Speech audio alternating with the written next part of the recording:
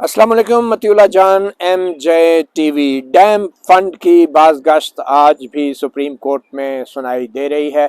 ये वो dam fund है जो कि एक पाकिस्तान की तारीख के मतनाज़ा तरीन चीफ जस्टिस साकिब नसार के दौर में सुप्रीम कोर्ट ने जिसकी बुनियाद रखी थी और पूरे पाकिस्तान से बल्कि पूरी दुनिया से पाकिस्तानियों से चंदा इकट्ठा किया था। 10 अरब रुपए इकट्ठे हुए थे और सुप्रीम कोर्ट ने ये 10 अरब रुपए स्टेट बैंक ऑफ पाकिस्तान के हवाले किए थे डैम बनाने के लिए और ख़ास तौर पे द्यामिर भाषा डैम बनाने के लिए। पिछले दिनों कुछ खबरें गर्दिश में थी कि ऑडिटर जनरल ऑफ पाकिस्तान जो कि एक आईनी इदारा है, पूरे पाकिस्तान के जो सरकारी इदारों के जो खाते हैं, जो हिसाबात हैं, उनका जायज़ा लेके सालाना रिपोर्ट मरतब करता है कि जो अवाम का पैसा है, जो बजट है, वो सरकारी इदारे आइन कानून और कवायद के मुताबिक इस्तेमाल कर रहे हैं या नहीं।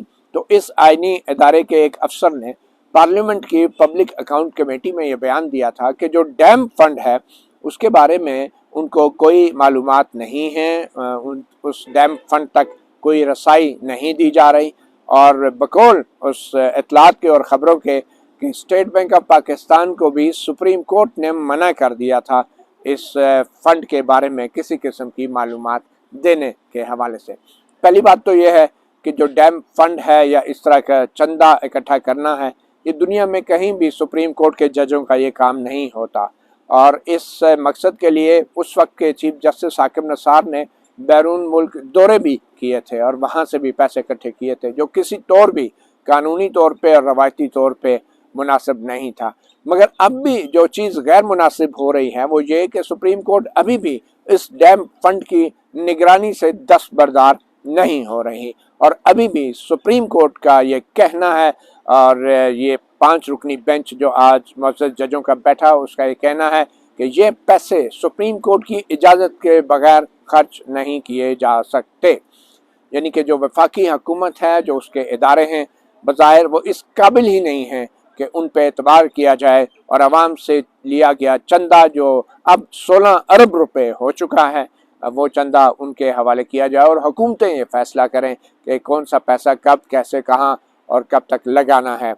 सुप्रीम कोर्ट ने आज जो समाअत की, बज़ाहिर वो रद्द अमल थी, वो रिएक्शन था उन खबरों का जिसमें ऑडिटर जनरल ऑफ पाकिस्तान के एक अफसर ने ये दावा किया था कि डैम फंड के हवाले से ऑडिटर जनरल ऑफ पाकिस्तान को भी मालूमात नहीं दी जा रही और स्टेट बैंक भी उनको मालूमात नहीं दे रहा।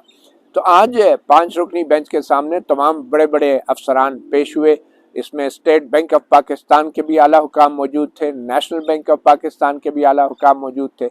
बज़ाहिर तो ये जो समाअत थी इसका मकसद द्यामिर भाषा डैम की पेशरफ्त और प्रोग्रेस जानना था, क्योंकि ये डैम जो हैं द्यामिर भाषा डैम ये हुकूमत नहीं बना रही, हुकूमतें नहीं बना सकती, बल्कि सुप्रीम कोर्ट के जो 5 जजेस हैं ये डैम बना रहे हैं और ये पाकिस्तान के अवाम की फलाह व बहबूद के लिए काम कर रहे हैं। तो इसी बज़ाहिर नीयत के साथ आज इन तमाम आला हुकाम को तलब कर रखा था। वापडा के जो चेयरमैन हैं उनको भी आज बुलाया हुआ था, वो भी मौजूद थे और उसके बाद जो पावर डिवीजन के सेक्रेटरी हैं वो भी, प्लानिंग डिवीजन के, और फिर उसके बाद स्टेट बैंक के आला हुकाम, नेशनल बैंक के आला हुकाम।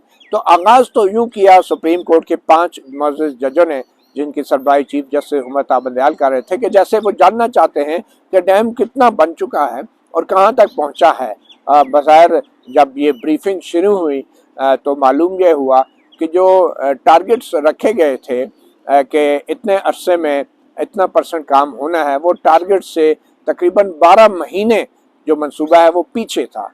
और जो वापडा के वकील थे बैरिस्टर साद रसूल, उन्होंने जब ये बताया कि हम 12 महीने पीछे हैं और उसकी वजह कोरोना की वबा थी, फिर उसके बाद सैलाब जो आए उससे कुछ डैमेजेस हुए और फिर उसके बाद जो रकूम थी जो वापडा ने देनी थी, जो हुकूमत ने अपने शेयर के तौर पे देनी थी, वो रकूम भी अदा नहीं हो रही और फिर जो गैर मुल्की कॉन्ट्रैक्टर्स थे उनको गैर मुल्की करेंसी में जो अदायगियाँ होनी थी वो भी नहीं हो रही। और फिर सबसे बढ़ के ये कि जब चीफ जस्टिस ने पावर डिवीज़न से पूछा कि ये रकूम अदा क्यों नहीं हो रही, तो पावर डिवीज़न ने कहा कि हमारे पास इतने वसाइल नहीं हैं कि हम जो हैं फौरी तौर पे ये अदायगियाँ कर सकें, हुकूमत के सामने कुछ दूसरी हंगामी बुनियादों पे जो तरजीहात हैं उनको भी मीट करना होता है।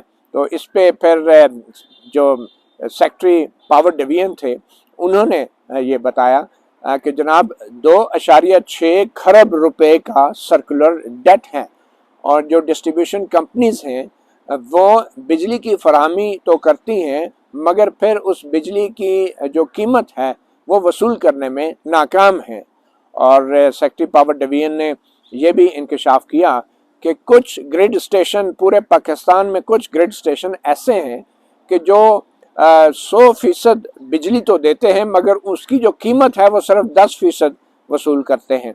और उन्होंने एक ऐसी ही मिसाल दी कोयटा के एक स्टेशन की कि जहाँ पे कुछ ऐसे इलाके हैं कि वो सिर्फ और सिर्फ 10% जो वापडा की बिजली जो इस्तेमाल की गई है उसका 10% की अदायगी करते हैं। तो यूँ डिस्को कंपनीज जो हैं वो भी अपना नुकसान कर रही हैं और हुकूमत के पास भी वसाइल नहीं है कि वो उनको बर वक्त अदायगियाँ कर सकें। और यही वजह है कि जो सर्कुलर डेट है वो 2.6 खरब रुपए 2.6 ट्रिलियन रुपीज़ का सर्कुलर डेट की आदाद-ओ-शुमार आज सुप्रीम कोर्ट के सामने रखी गई। जब सर्कुलर डेट की बारी आई तो सुप्रीम कोर्ट के जजेस जो हैं वो थोड़ा सा एकदम पीछे हटे और उनको ये महसूस हुआ कि अब वो जिस एरिया में जा रहे हैं शायद वो किसी हुकूमत के बस की बात भी नहीं और सुप्रीम कोर्ट के बस की बात भी नहीं। तो वो एकदम से फिर डैम फंड की तरफ आगे जो मैं 16 अरब रुपए का एक डैम फंड था और उसके हवाले से फिर सुप्रीम कोर्ट ने जो है अपने वेबसाइट भी पूरी अदालत में ओपन की और लोगों को बताया कि देखें हमने हर इंफॉर्मेशन वेबसाइट पे डाली है। फिर चीफ जस्टिस उम्मता बंदयाल ने जस्टिस इजाजुल हसन ने स्टेट बैंक के हुकाम से पूछा कि आप बताएं जी क्या इसमें से कोई पैसा निकला है। उन्होंने कहा जी बिल्कुल नहीं निकला, कोई खर्च नहीं हुआ पैसा, बल्कि उन्होंने कहा कि जनाब 10 अरब का फंड था, अब 16 अरब से रुपए से ज़ायद जो है वो जो गवर्नमेंट ट्रेजरी में इन्वेस्टमेंट हुई उसकी वजह से प्रॉफिट मिला है और अब 16 अरब रुपए हो गए हैं। तो बज़ाहिर ये सुप्रीम कोर्ट ने आज वजाहत भी कर दी कि इस फंड में कोई गड़बड़ नहीं है और ऑडिटर जनरल से कहा कि आप जाके देखें, यानी कि अब सुप्रीम कोर्ट के कहने पे ऑडिटर जनरल जाएंगे स्टेट बैंक में और वो कहेंगे जी हमें सुप्रीम कोर्ट ने क्या देखें तो अब दिखाएं। अब दिखाना जो था वो सुप्रीम कोर्ट में जो कमरा अदालत में सब दिखा दिया कि ऑब्वियसली, मगर मामला ये खुद बुर्द का है ही नहीं। खुदा न खास्ता कोई ये इल्ज़ाम नहीं लगा रहा था कि सुप्रीम कोर्ट के मौजूद जजों ने खुद बुर्द कर लिया 16 अरब रुपये में। मामला सिर्फ ये है कि एक आइनी इदारा है ऑडिटर जनरल ऑफ पाकिस्तान का और ये जो चंदे से पैसे इकट्ठे किए गए हैं ये पब्लिक फंड हैं। तो सुप्रीम कोर्ट के हुक्म के बगैर ऑडिटर जनरल को ये अख्तियार होना चाहिए था, ना कि सुप्रीम कोर्ट के 5 जजेस कहेंगे तो उनको रसाई दी जाएगी। सुप्रीम कोर्ट वैसे भी अपने बजट के हवाले से तो पब्लिक अकाउंट कमेटी को जवाबदेह है नहीं और अपना रजिस्ट्रार भी नहीं भेजती और कहते हैं कि हमें जो आइन के तहत तहफ़्फ़ुज़ हासिल है, हम अपना बजट कैसे खर्च करते हैं हम किसी हुकूमत को या पब्लिक अकाउंट कमेटी को बताने के मजाज नहीं है। तो अब ये जो डैम फंड था इसके हवाले से भी आज सुप्रीम कोर्ट ने जो है ऑडिटर जनरल को इजाज़त दी कि आप देख लें और इसमें कोई ऐसी बात नहीं। मगर जो असल सवाल है वो ये है कि क्या ये सुप्रीम कोर्ट का काम था कि वो चंदा इकट्ठी करते चीफ जस्टिस उस वक्त के, और क्या ये सुप्रीम कोर्ट का काम है कि वो अभी भी इस अकाउंट के ऊपर बैठी है और निगरानी कर रही है और कह रही है कि हमारी इजाज़त से जो है इसमें से पैसे निकलेंगे और हमने डिसाइड किया है कि ये सिर्फ पावर हाउसेस के लिए जो है इसका खर्चा किया जाएगा। अब मालूम नहीं किस आइन और किस कानून के तहत सुप्रीम कोर्ट के जजों ने ये डिसाइड कर लिया है कि आइन की फलां शिक के तहत पहली बात तो यह कि सुप्रीम कोर्ट जो है चंदा इकट्ठा कर सकती है, फिर आइन की फलां दूसरी शिक के तहत सुप्रीम कोर्ट जो है वो ये इसके अकाउंट्स को इन्वेस्ट करवा सकती हैं, फिर आइन की पता नहीं किसी और शिक के तहत सुप्रीम कोर्ट जो है वो ये तय कर सकती है कि ये रकम जो है वो सिर्फ पावर हाउसेस के लिए खर्च होगी और ट्रांसमिशन के लिए नहीं होगी, कंस्ट्रक्शन एक्टिविटीज़ के लिए नहीं होगी। मालूम नहीं सुप्रीम कोर्ट क्यों ये सब कुछ कर रही है और क्यों ये रकम जो है वो गवर्नमेंट ऑफ पाकिस्तान के हवाले नहीं कर रही।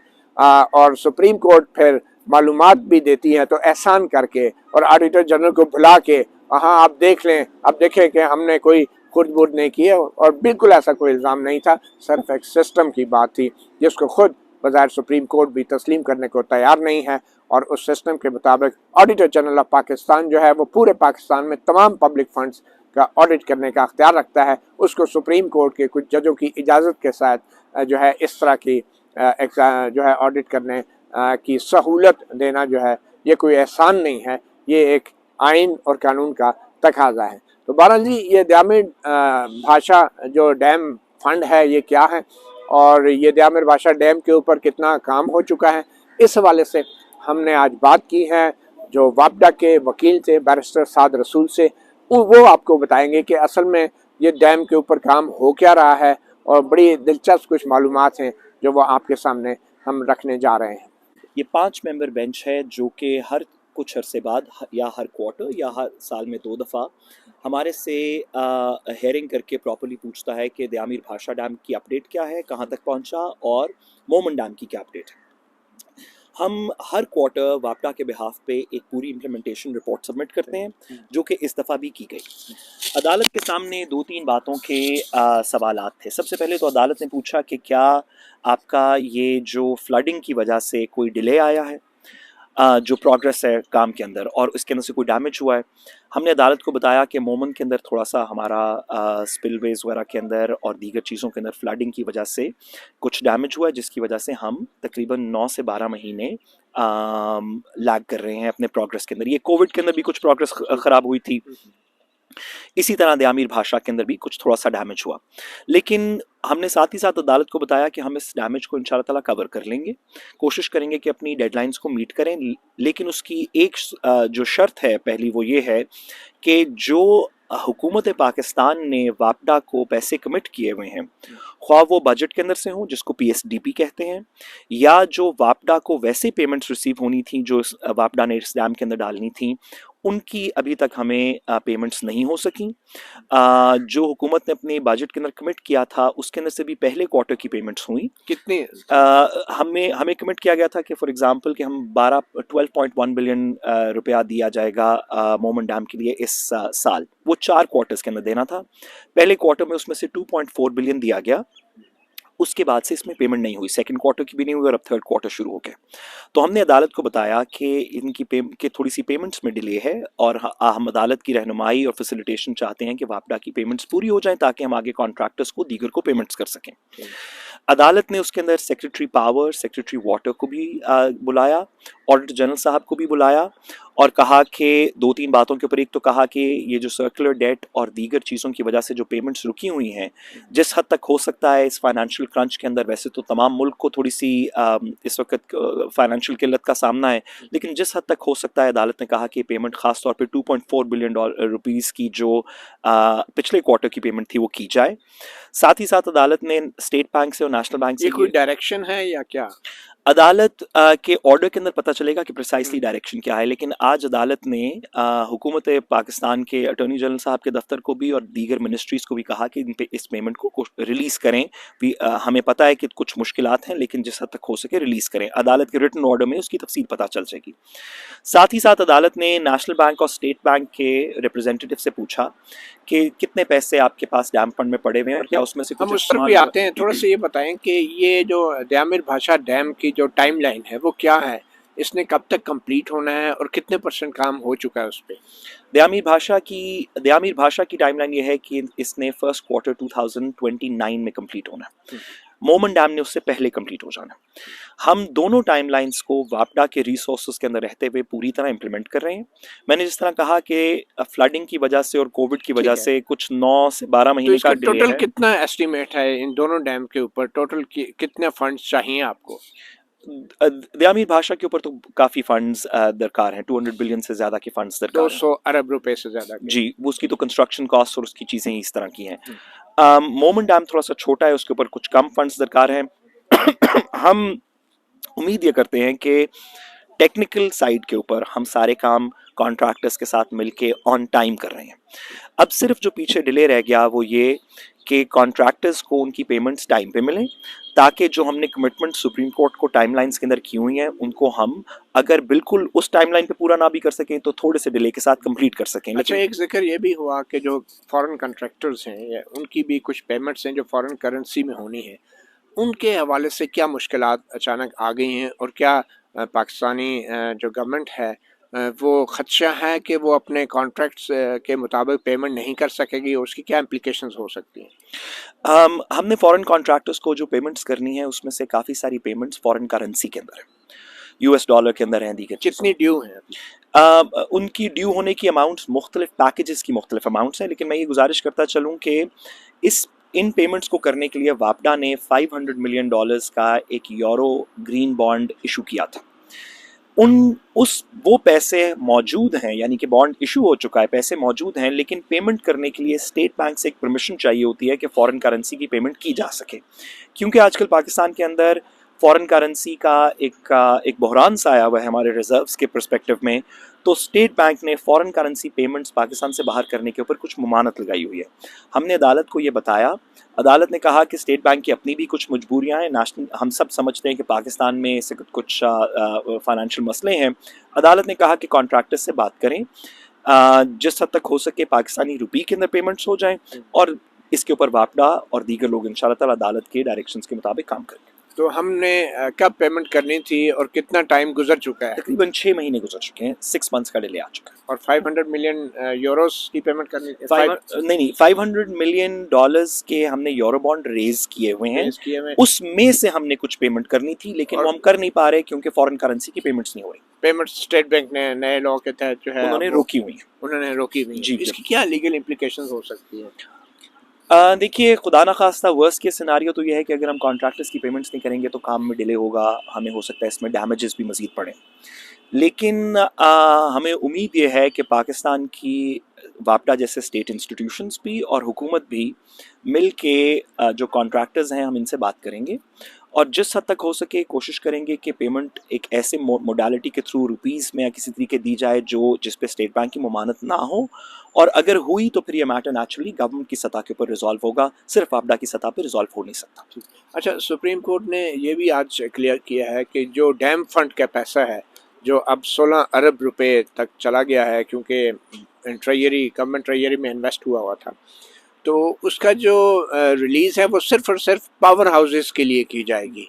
तो वो थोड़ा एक्सप्लेन कर देंगे कि पावर हाउसेस में और दूसरी एक्टिविटीज़ में क्या फ़र्क है? जी, सुप्रीम कोर्ट ने कहा कि सुप्रीम कोर्ट के पास बाय द वे अभी तक वो आज भी बताया गया नेशनल बैंक और स्टेट बैंक की तरफ से कि अभी तक लोग इसके अंदर कुछ ना कुछ पैसे जमा करवा रहे हैं। रिसेंटली तक दिसंबर 2022 तक करवाए गए पैसे जमा।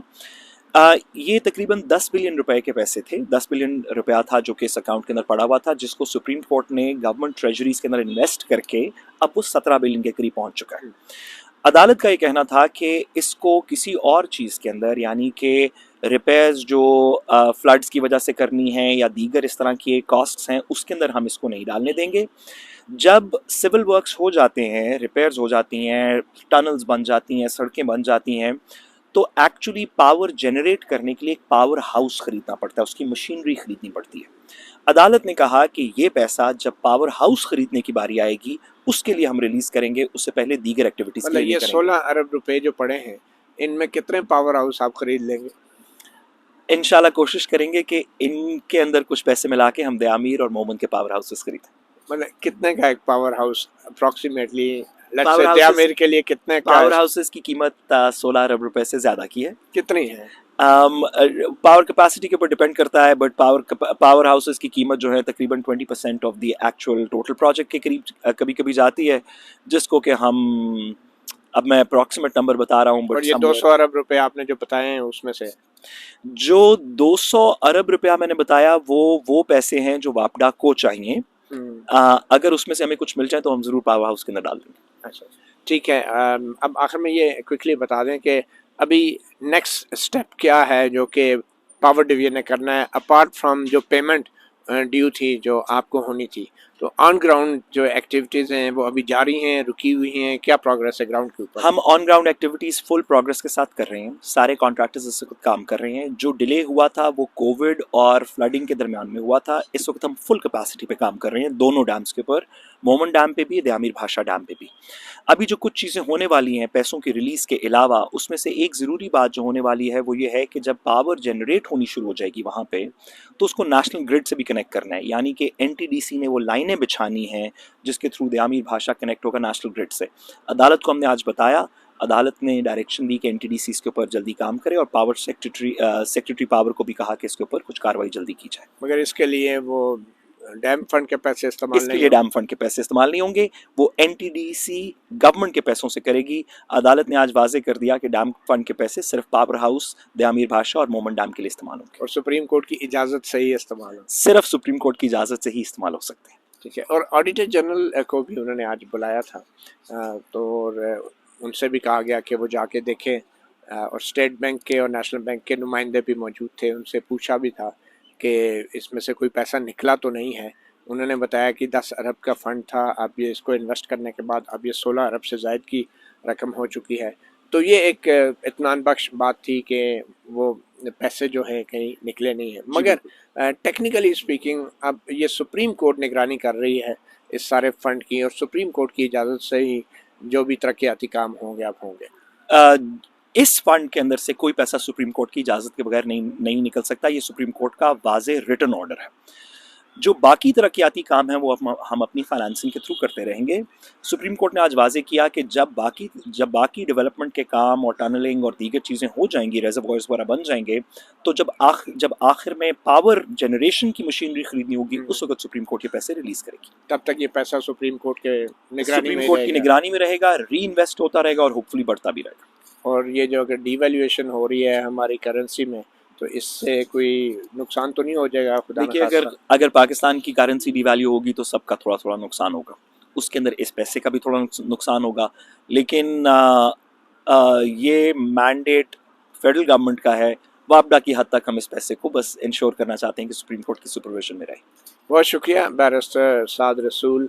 उन्होंने हमें बताया कि दयामीर भाषा डैम के हवाले से क्या प्रोग्रेस है, क्या टाइमलाइन है और कितनी उम्मीद रखनी चाहिए। वैसे 2029 का आपने टाइम दिया है, होपफुली उससे पहले जो मोमन डैम हो जाएगा। और दयामीर भाषा की टाइमलाइंस अगर हमारे पास रिसोर्सेज पूरे रहे तो 2029 में इंशाल्लाह ताला। बहरहाल आपने ये भी सुना कि डैम फंड के अंदर अभी भी पैसे आ रहे हैं, और ये वो डैम फंड है जिसका initiative chief justice Saqib Nisar के दौर में लिया गया। वैसे तो वो बड़ी ही मतराज़ा शख्सियत हैं, मगर इस डैम फंड के हवाले से वो इस हद तक भी गए कि शायद जिस हद तक आम तौर पे सुप्रीम कोर्ट के मुअज़्ज़ज़ जजेस नहीं जाते, और जाना भी नहीं चाहिए। मगर अभी भी ये फ़ंड जो है सुप्रीम कोर्ट की निगरानी में ही ऑपरेट हो रहा है। इस उम्मीद के साथ कि सुप्रीम कोर्ट अपने काम पे तवज्जो देगी और इस तरह के माली मामलात और सरगर्मियों के लिए यकीनी तौर पे आइन उनको इजाज़त नहीं देता, इस उम्मीद के साथ कि जल्द ही ये तमाम फ़ैसले हुकूमत को करने की जो मैंडेट है वो उसको वापस हुकूमत को ये अख्तियार मिल जाएगा। मतीउल्लाह जान MJ TV से इतना ही, इजाज़त दीजिए। अल्लाह हाफ़िज़।